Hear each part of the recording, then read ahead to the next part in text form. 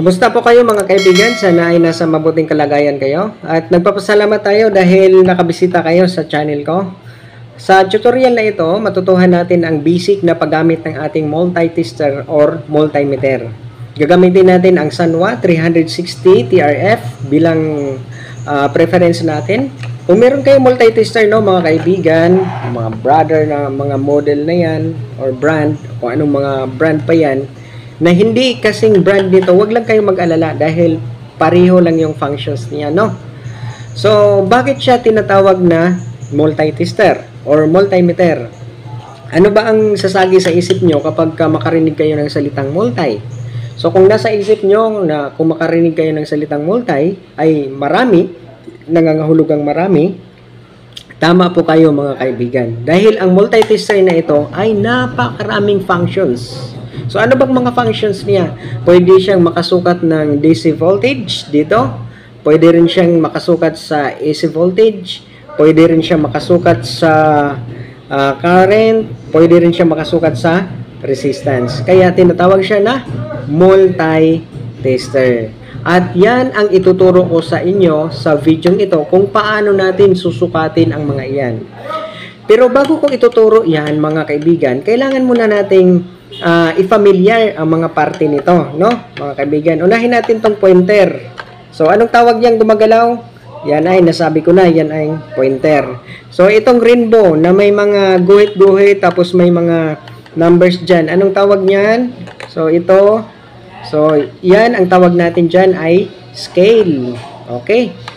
Tapos, ano naman tong tawag nito? Ang tawag nito ay 0 ohm adjuster knob. At ito, ano namang tawag nito? Ito yung zero position adjuster. So, ito naman no mga kaibigan, ang tawag nito ay range selector knob. Ito naman yung palagi nating hinahawakan, yung itim at saka pula, ito yun siya, ang tinatawag natin na test probes. Kasi dalawa eh. At yung sa mga dulo nila, ang tinatawag dyan ay test pens. So, malinaw na, no? Kung mapapansin nyo rin, no, mga kaibigan, sinusubdivide siya ng 4 na primary section. Meron tayong ohmmeter, meron tayong AC voltmeter, meron din tayong DC voltmeter, at DC ammeter, DC ammeter. So, yun, no? By the way pala mga kaibigan, pagka sinabi natin na ki, means kilo. So, ang kilo nangahulugan siya na 1,000. Kung sinabi natin na kilo, 1,000. So, 1K, 1,000. Yung M, mega, nangahulugan siya ng million, no? 1 mega ohms. Okay, yun lang. At paalala, ito yung importante, no, mga kaibigan. Unang paalala.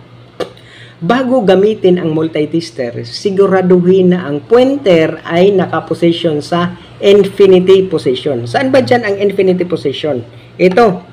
Kung makikita niyo dyan yung parang number 8, oo, yan yung infinity position niya. Yung parang number 8 niya. Yung pointer daw, ilalagay natin dyan. So, paano yan? Hindi lumapat doon sa pinaka-infinity niya, no? Anong gagawin natin? So, ito lang yung pihitin natin, no, mga kaibigan. Itong sa kanyang zero position adjuster. So, itapat natin dito, ha. Tingnan nyo yung needle, yung pointer. Ikutin ko na ng clockwise. O, yun o. O, yan. Tumapat siya, no, mga kaibigan. Ito lang yung pipihitin natin.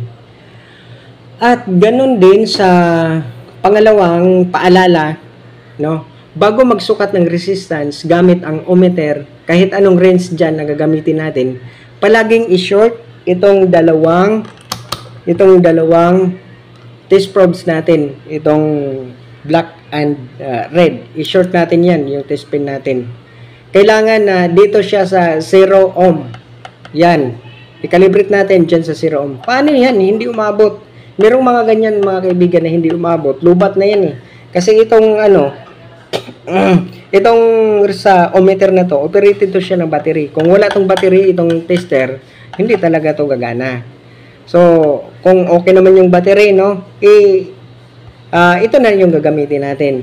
Itong 0 ohm adjuster knob. Ilalagay natin sa 0. So, kung makikita nyo, tingnan nyo to, oh. Sinishort ko to, ha. Sinishort ko to, tapos, ilagay dyan. Ayun, no. So, yan yung calibration na natin. 0 dyan, tapos naka-infinite dito. So, pangatlong paalala, mag-ingat sa paggamit ng ohmmeter. Bakit? Siguraduhin na yung sinusukatan natin ay resistance talaga, hindi voltage. Kapag mangyari, no, mga kaibigan, naka-rinse tayo sa selector natin, sa ohmmeter pala. Tapos yung sinusukatan natin ay voltage pala. So, maaring masira yung tester natin.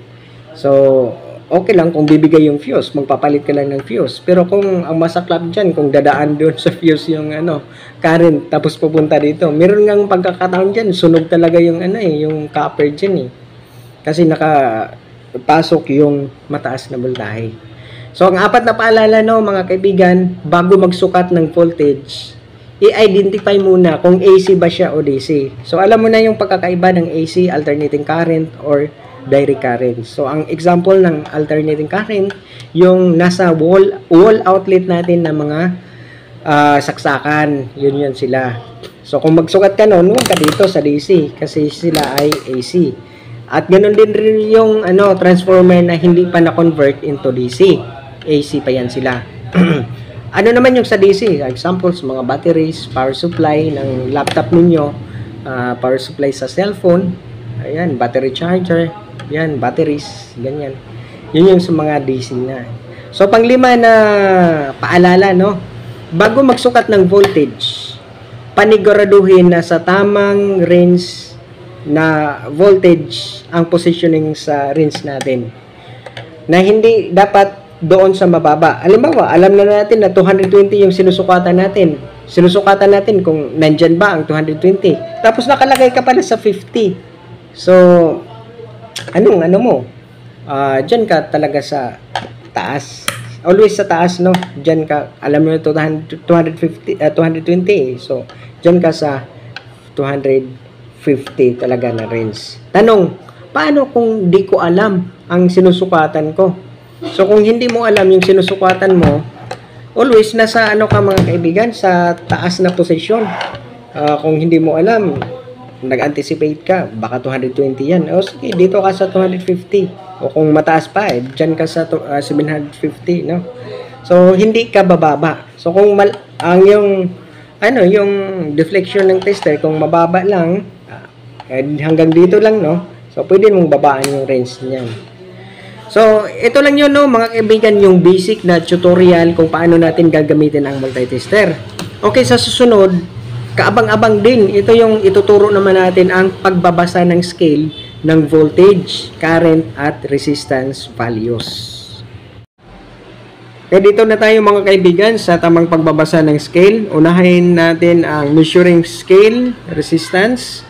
No, hindi naman to mahirap basahin, no? Huwag lang kayong ma-overwhelm dyan sa mga numbers na nakikita nyo kasi isa-isahin natin yan.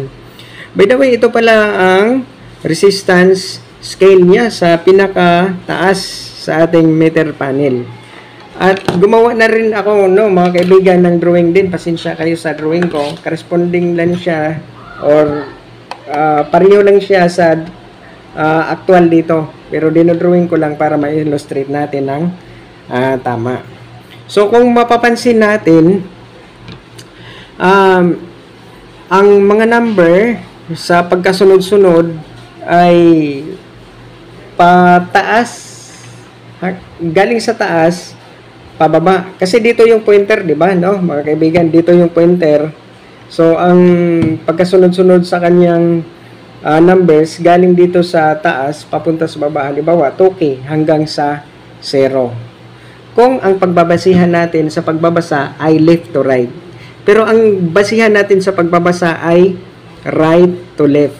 So, kahit dito yung pointer natin, yung pointer, no, kahit dito siya nakaposisyon, hindi na ibig sabihin na dito siya mag-umpisa. Dito siya mag-umpisa, no, mga kaibigan. So, kasi dito yung 0, 1, 2, hanggang sa 2K na siya, no. So, sa pagbabasa ng resistance, no, mga kaibigan, ito yung scale niya. Opposite siya sa pagbabasa ng voltmeter. Ito yung sa scale ng voltage, no. Ang pagbabasa ng sa voltage ay galing talaga sa 0, 50, 100, 200 hanggang sa 250. So ascending yung arrange sa number niya. Iba pa yung mapapansin natin mga kaibigan, no? Pansinin natin yung mga gaps nila. Napakalayo naman yung agwat, itong 10 at 20, no? Ang layo ng distansya.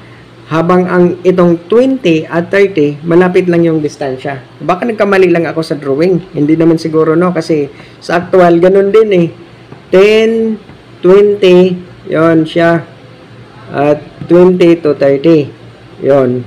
Mas malapit ang 20 to 30. At itong 10 to 20 ay malayo, no? Pero huwag lang kayong ma-confuse niyan, no, mga kaibigan, na hindi equal yung mga distansya niya kasi hindi naman siya big deal eh. Ang importante, malaman natin ang value sa kada scale sa pagitan ng mga numbers. Okay, ang nakikita nyo na maliliit na mga vertical lines gaya nito, yun siya ay tinatawag natin na scale. O tatawagin na lang natin na mga guhit. Yan, para madaling maintindihan.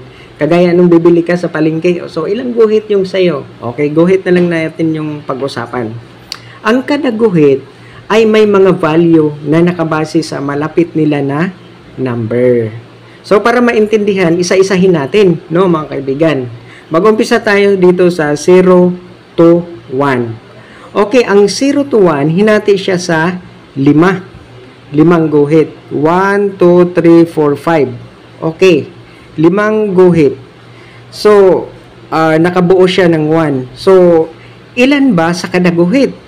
So, ang formula natin ngayon yan, 1 divided by 5. Kasi 5 na guhit equals 0.2. No? So, ang kada guhit pala nito mga kaibigan ay nagkaresponde pala siya ng 0.2. So, babasahin na natin. Ito yung 0, 1.2, 1.4, 1.6, 1.8, and 1. So, ang value na dito ay 0.2 kada guhit. So, ito namang pagitan sa 1 and 2. Ilang guhit ba siya? Sila, 1, 2, 3, 4, 5. 5 din. So, ganun din. 0.2 rin din yung nila, value sa kada guhit. So, babasahin natin 1.2, 1.4, 1.6, 1.8, at 2. Yan, no? Madali lang, no? So, dito naman sa pagitan nila sa 2 and 5, meron siyang 6 na guhit. 1, 2, 3, 4, 5, 6. So, sa kada guhit ay may 5 ohms. So, ito na ngayon ang babasahin natin. 2, 2.5, 3, 3.5, 4, 4.5, and 5. Okay. Tapos na tayo dyan. Dito naman tayo sa 5 to 10. So, ang 5 to 10 natin ay may 10 din na mga scales or guhit. 1, 2, 3, 4, 5, 6, 7, 8, 9, 10. So, kada guhit ay may corresponding na value na 0.5 ohms. So, 0.5 ohms, babasahin natin dito. 5, 5.5, 6, 6.5, 7, 7.5, tapos 8, 8.5, tapos 9, 9.5, 10. Ayan. Halimbawa kung ang pointer tumapat dito, no, mga kaibigan. Okay, tatapat dito yung pointer. Yung gumagalaw. Yun. Ilang basa ba yun? 5.5, 6, 6.5, 7, 7.5. So, 7.5 siya, no, nakatapat dito, no, mga kaibigan. So, dito naman tayo sa pagitan ng 10 to 20. Yan, 10 to 20. Ang 10 to 20 natin ay may 10 skills. No, 1, 2, 3, 4, 5, 6, 7, 8, 9, 10. So, kada guhit niya ay kumakorespond naman ng 1 ohm. Yan. So, ito ay kasi 1 ohm. So, 10, 11, 12, 13, 14, 15, 16, 17, 18, 19, 20. Ayan, tama. Okay, dito naman tayo sa 20 to 30. So, meron siyang 5 guhit. 1, 2, 3, 5. So, kada guhit ay 2 ohms. So, ito siya, 20, magiging 22, 24, 26, 28, 30. Yan. Ang kada guhit niya ay tag 2 ohms. Ito namang sa 30 to 50, meron siyang 10 guhit at kada guhit niya ay nag 2 ohms din. So, ito ay 30, 32, 34, 36, 38, 40, 42, 44, 46, 48, 50. Yan, 2 ohms. Ito naman sa 50 to 100, no, mga kaibigan. 50 to 100. Meron siyang 10 guhit. 1, 2, 3, 4, 5, 6, 7, 8, 9, 10. So, wag lang kayong mag-alala dyan na nagsiksikan yung dito. Kasi yan yung sa original no? Sa 50 to 10, no? 50 to 100 pala. 50 to 100. So, dito ba na nagsiksikan na yung mga guhit dyan. So, kada guhit dyan sa 50 to 100 natin ay tag 10 ohms. So, 10 ohms. So, 50 to 5 ohms pala no mga kaibigan. Kasi nasa 5 scales siya So, itong 50 to 100 ay meron siyang 10 guhit. So, kada value ng guhit niya ay 5 ohms. Yan. So, bibilangin natin kung 5 ohms. No, 55, 60, 65, 70, 75, 80, 85, 90, 95, 100. Ayan. Tag 5 ohms. Ito namang sa 100 to 500. Meron siyang 4 na guhit. Scales. 1, 2, 3, 1, 2, 3, 4. 100 to 200, no? Meron siyang 5 pala. 5 scales. 1, 2, 3, 4, 5. Ayan. So, kada guhit niya ay 20 ohms. So, ito ay siya magiging 120, 140, 160, 180, 200. Ayan, no? So, kung tatapat dito, no, ang pointer natin, ilan siya? No? So, magiging 120 siya. Kung ang pointer natin dyan nakakatapat ay 120 ohms. Yan, 120. Ito siya, no? 120. Tapos, ito naman, ang 200 to 500. So, ilang, siya? 4. 1, 2, 3, 4. So, 4 siya. So, kada isa ay tag 75 ohms. Yung kada guhit niya. Ito 75, ito 75, yan 75. Pagka ina-add na natin yan, ito ay galing sa 200, 275, 350, 425, 500. Okay, tama Dito naman sa ating 500 to 1K, wala siyang guhit dyan. Pero understandable yan mga kaibigan. Yung pagitan niya ay another 500 yan. Kasi nakaabot na siya ng 1K So, 1K. Dito din sa 1K, pagitan ng 1K at 2K, wala din siyang mga guhit. So, understandable din yan na another 1K na naman para magiging sa 2K. Ayun. Tandaan natin mga kaibigan na kung ang pointer dito nakalagay dito sa taas, ito naman talaga yung positioning niya. Yan ay sa infinity. Yan ang tinatawag natin na high resistance. Diyan sa 2K, kung beyond sa 2K, yan ang high resistance. Tapos yung pointer, kung dito na siya sa 0, ay low resistance siya. So, meron kasi tayong naririnig kapag ka nag-deflect yung pointer dito, tinatawag na high resistance. Pero mali po yun. Dito po yung high resistance, whereas, na dito tayo nag-umpisa. Opposite kasi ito itong sa ohmmeter natin. Dito tayo nag-umpisa, papunta sa taas. Okay, tanong. Paano kung magsukat ako ng susobra sa 2K? Kasi ang range natin dito or ang ating scale dito ay hanggang 2K lang, di ba? O paano kung magsusukat tayo ng 5K? O wala namang 5K dito. Alangan, dudugtungan natin to. 50K, 100K, or even 1 mega ohms. So, paano yun? ayan, dito na papasok ang ating multiplier. Ano ba yung multiplier? Ito yung apat na ranges, no, mga kaibigan. Sa tester na ito, apat. Pero sa ibang mga tester, may 5 yan eh. Ito yung sa apat, times 1, times 10, times 100, times 1K. Yan yung mga multiplier natin. Okay, babalikan natin yon kanina. Itong 7.5. Diba 7.5 na yun, no, mga kaibigan, no? Ito. Kung ilalagay natin siya sa times 1, ito no, nakatutok na dito sa times 1, ang value niya ay magiging ganun pa rin. 0.75 ohms. Yan.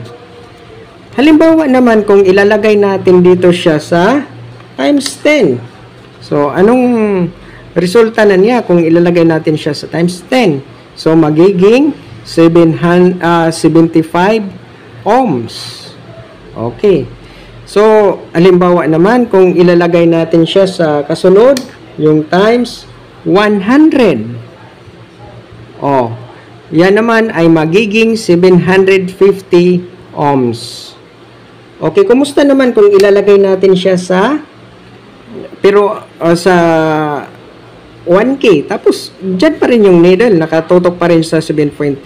I-times mo siya ngayon sa 1K or 1,000.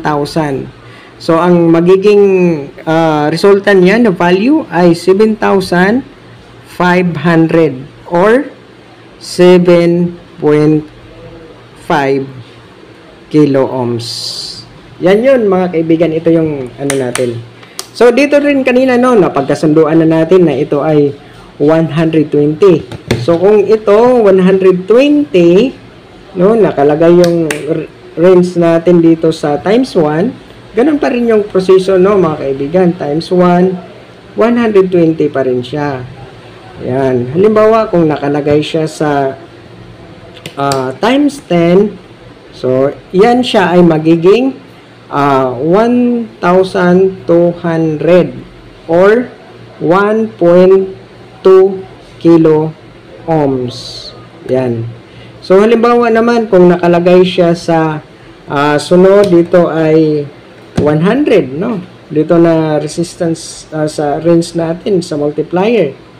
So, dito na lang natin ilalagay, no? Para makita pa. So, kung nakalagay siya sa 100, ay magiging 12,000 siya, no? Or 12K. Yan, 12 kilo ohms. Yan. So, kung halimbawa, nakalagay naman siya sa 1K. Yan, 1K. So, ang kinalabasan niya, 120,000. No, 120,000 or 120 kilo ohms. Yan lang kadali, no, mga kaibigan, sa dito sa multiplier natin. Kahit ang multiplier natin ay aabot pa yan siya sa ano eh. So, nasagot na yung ano natin, katanungan na kung magsuka tayo ng 5M or magsuka tayo ng 5K, doon lang pala natin dadalihin sa ating multiplier. Okay, saan ba mas madalas ginagamit itong sa ohmmeter natin, itong sa resistance?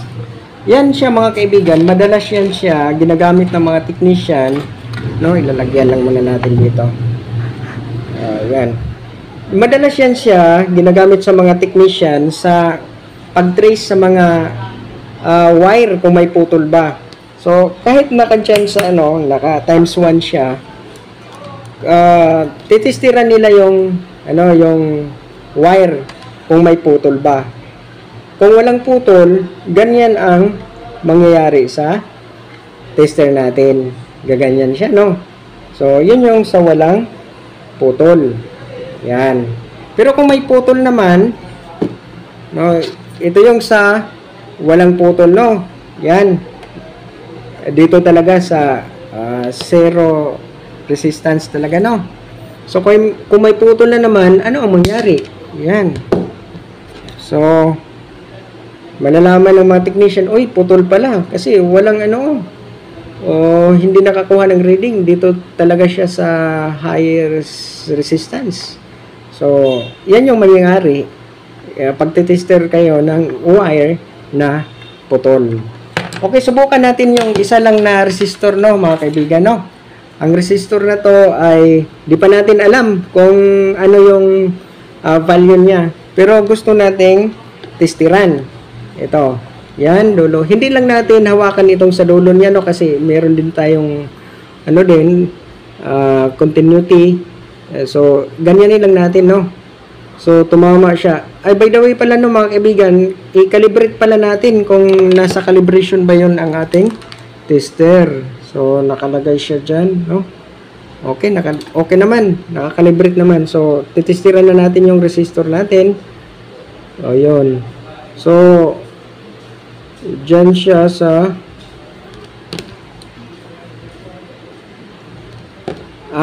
by the way pala, no, mga kaibigan, muna natin, lagay muna natin sa infinity position nung natin, tester, no. So, ikotin natin, no. Yan, dyan. Tapos, i-short muna natin kung dyan na ba siya sa 0. Okay, tama, dyan. Okay. Ngayon, readingin na natin itong resistor. Yan. So, saan siya nakatutok? So, nakakatutok siya ngayon sa 100. So, saan ba dito na range? Times 1. O, 100 times 1 equals 100. So, anong value nitong resistor? Ang value nitong resistor ay, okay, 100 ohms. Tama, no?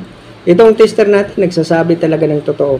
Halimbawa, mga kaibigan, kung ilalagay natin dito sa times 10, yung range natin, tapos susukatan pa rin natin ito, tutugma pa kaya? Okay, times 10 tayo, no? So, tapos dito,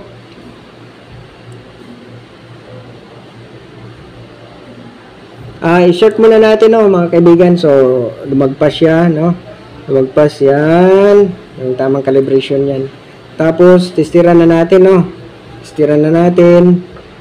So, yan. Tumapat siya sa 10.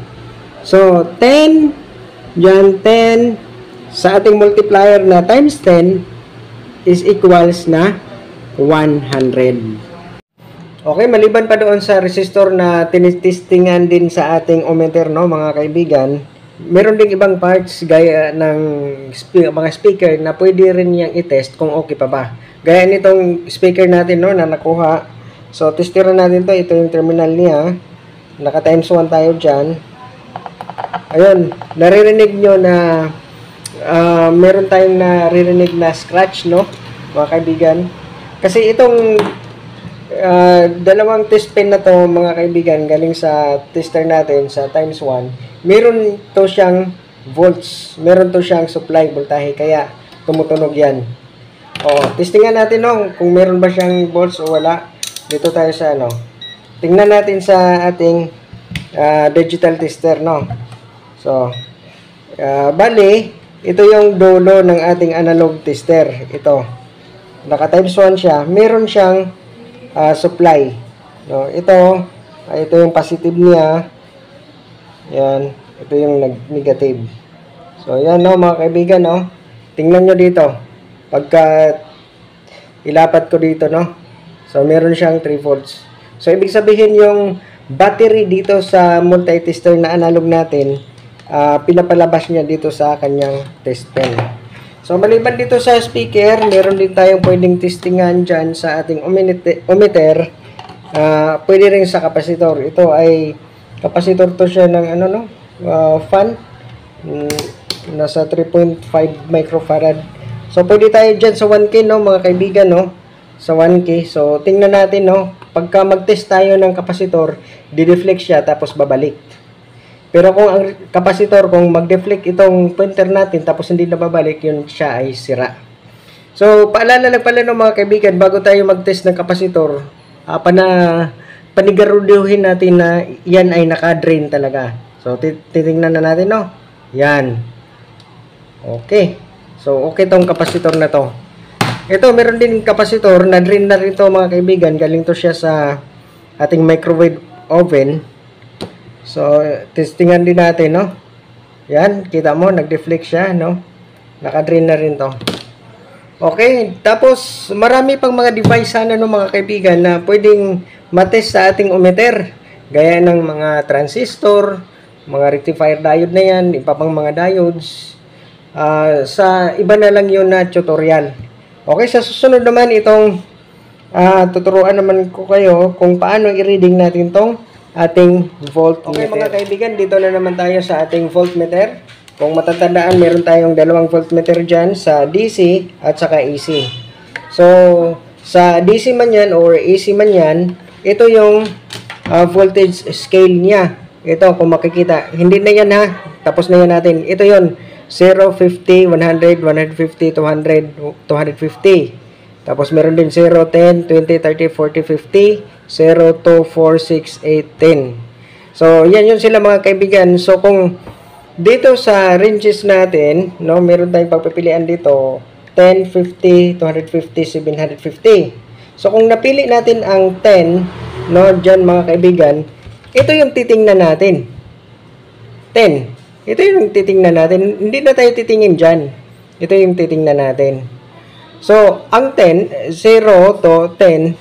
So, 0 to. So, ang pagitan nila dyan, siguro nasa dito sa punto yan eh. So, punto, 0.4, 0.6, 0.8, 1. Yan. 1, 1.2, 1.4, 1.6, 1.8, 2. O, yun. And so on and so forth. So, meron siyang value dyan sa kadaguhit niya na 0.2. So, madali lang man maintindihan, no, mga kaibigan, no? Kasi, pwede naman nating tensiometer eh. So, kung dito lumapat ang pointer natin, so, 7 siya. Kasi nasa pagitan sa 6 at 8 eh. So, self-explanatory lang to masyado. Basta, ang importante lang, no, mga kaibigan, kung saan nakatutok yung range mo, dyan sa 10, dito ka talaga titingin. O ngayon, meron ka namang voltage, AC voltage na susukatan mo na hindi rin, hindi tataas sa 50. Tapos, mababa siya sa 50. So, dito ka ngayon sa 50 mo. So, ang titingnan mo rin, ito na. Huwag kang titingin dyan sa 250 or 10. Dito ka.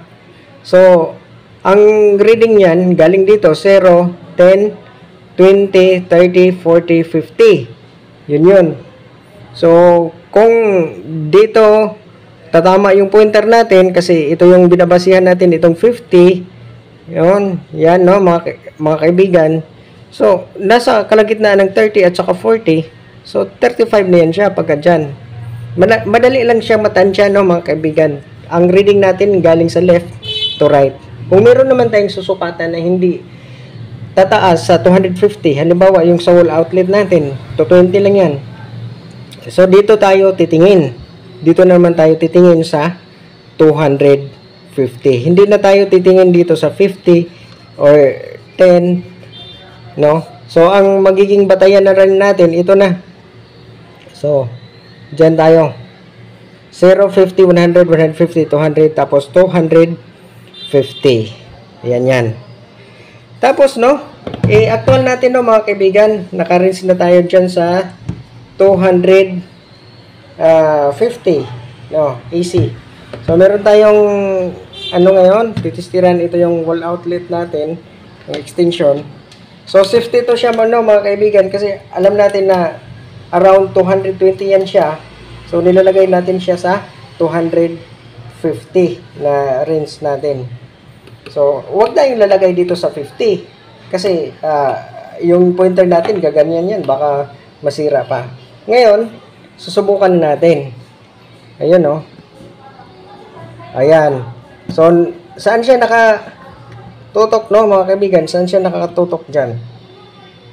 So, dyan sa... Kasi ito yung binabasihan natin eh. Itong 250.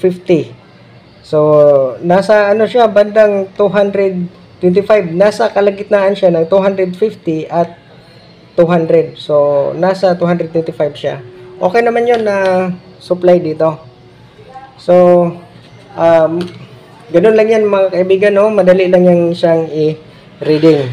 At, iba pang palatandaan, no, mga kaibigan. Ito, gamit na gamit to sa mga electrician eh. Dito sa atin, sa probinsya, dito pala sa amin sa probinsya, ang supply dito ay line to ground eh. So, ang isang linya nito, ground, ang isa nito, line. So, hindi pa natin alam kung saan dyan. So, ang ginagawa ng mga electrician para malaman kung saan yung line or live wire dyan, kasi kailangan yun kapag ka magkabit ka ng kwentador ng kilowatt meter. So, magkabit ka, kailangan na ma-identify mo kung saan yung live or hindi. Tapos, paano ba mag-identify kung saan dyan ang live? Ganito lang yun siya, no, mga kaibigan. Hawakan mo tong isa. So, naka-range pa rin tayo sa 250. Pwede namang 50, pero mataas yung deflect niya. Subukan natin dito. Kung mag-deflect siya, yun siya yung live wire natin. So, yung pinakamataas na ano. Ayan. Yun, no, kita nyo, no? Dito, pinaka-live na linya. At ito naman yung neutral or ground dito sa amin sa probinsya. So, mas mataas yung deflection yan kung ilalagay natin sa 50. Pero nakahawak pa rin tayo. Kahit baliktarin yan siya, no, mga kaibigan, makukuha pa rin natin yan kung saan yung live. So, may clue na tayo kung saan natin ilalagay yung ating live kung maglalagay tayo ng kilowatt meter. Kasi pala mga kaibigan, wala siyang polarity, no? Ibig sabihin, pwede lang siyang makabaliktad-baliktad. Pero dito na tayo sa DC, meron siyang polarity. So, ang polarity, positive, negative, itong pula, ito yung positive, itong black, ito yung negative. So, gusto na nating sukatan tong, yung power supply. Meron siyang nakalagay dito, 13.8 volts. So, kung 13.8 volts, hindi na tayo dito sa 250, kasi ang rules nagsabi na ang susukatin niya hindi lalagpas sa 10, hindi lalagpas sa 50, na hindi naman bababa sa 10. So, yun. Kasi kung ilagay din natin sa 10, tapos 13.8 volts yan, lalagpas din yung needle. Baka masira pa yung tester natin. So, tamang sukat dyan sa 50. Kung meron ba tayo dyan sa kanyang itong supply. So, i-on ko na, no? So, ang positive, ilagay natin sa positive din. So, titingnan natin. So, ayan, no, mga kaibigan, no? Dahil sa 50 tayo na range dito sukat. So, ang titingnan din natin ay dito sa 50. So, kung makikita natin dyan, no, mga kaibigan, ito ring 50. So, dyan 50, 40, 30, 20. Tapos, dito siya sa 10. Tapos, lagpas ng konti sa 10. So, ang dito, 15 na yan eh. So, tama mga kaibigan, nasa mga around 14 siya. 14 volts dito. So, ganun lang yung pagsukat, no, mga kaibigan, sa ating voltmeter.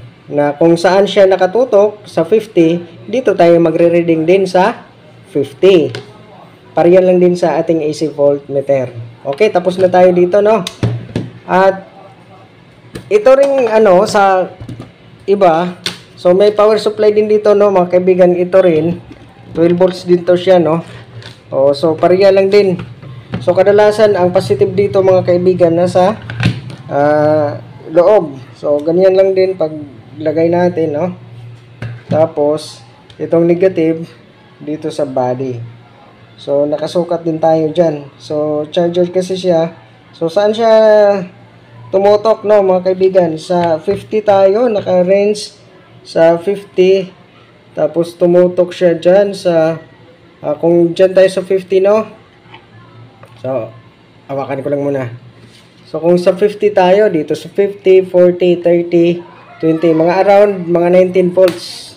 So power supply kasi ito siya, kaya ganyan, mas mataas-taas kasi magdadrop pa yan pagka may battery charger pala. So dito tayo sa times 10. Kung times 10, gagamit tayo dyan, no, mga kaibigan, kung magte-test din tayo ng battery. Itong battery na to ay 9 volts, no? So, dito tayo sa times 10. Kasi ang nakalagay dito, 9 volts battery. So, ito yung positive, ito yung negative. So, lalagyan natin ng test probe, no? So, yan. Sa 10. So, Diyan no, makikita natin no mga kaibigan, kung sa 10 tayo nakatutok, 10 din tayo titingin. So, sa 10 dyan, o yun, ayan. So, nasa, ito, 10, tapos 8. Nasa kalagitnaan siya ng 8 at 10. So, tama, 9 volts ito, no, na battery, no, mga kaibigan. Ito rin, gusto rin nating sukatan ito na battery, no. Itong positive, yung positive, no, tapos ito yung negative. So, ilalagay, kasi ito ay 1.5. So, ilalagay natin dito sa 2.5, no, mga kaibigan. Pagka sa 2.5 na yan, no, mga kaibigan, itong 250, gawin natin tong 2.5. So, kung 2.5 volts to siya, itong 250, naka-range tayo dyan, no, sa 2.5. So, ito, gagawin na, magiging to na to siya. Tapos, 1.5, 1.5, at 0. So, yun na yung reading niyan. So, saan kaya nakatutok to? So, positive. Ito no, positive. Tapos, negative. Ayan. So, dyan siya nakatutok, no, mga kaibigan, sa lagpas sa 150. Dito, no. Lagpas sa 150. Dyan siya. Kung baga, dito siya. So, di ba, ito ginagawa na nating imbes na 250, ginagawa nating 2.5. Oo. 2.5, ito magiging 2. Yan, ito maging 1.5. So tama, hindi pa to lubat tong battery na to. Kasi ang AAA na to ay 1.5. So, yun lang muna yung mga kaibigan, yung tutorial natin sa ngayon. Medyo mahaba-haba lang. At salamat din sa inyong pagtutok sa ating tutorial. Sana may natutuhan kayo, lalo na sa mga estudyante natin, no, na nag-aaral pa sa mga university na kumukuha sa kursong mga electronics or BSIT major in electronics. Panoorin nyo lang to, malaking tulong. Kasi nung nag-aaral pa kami, mga 2 session yun bago namin naintindihan. Sa una pa lang tingin nyo, hindi masyadong maintindihan, pero dalasan nyo lang yung pagpanood. May makukuha talaga kayo na aral doon, lalo na sa tutorial natin. Okay, hanggang dito lang po, no, mga kaibigan, at salamat sa inyong panonood, at sana naman ay makasubscribe din kayo sa ating channel. Okay, hanggang dito lang, at salamat.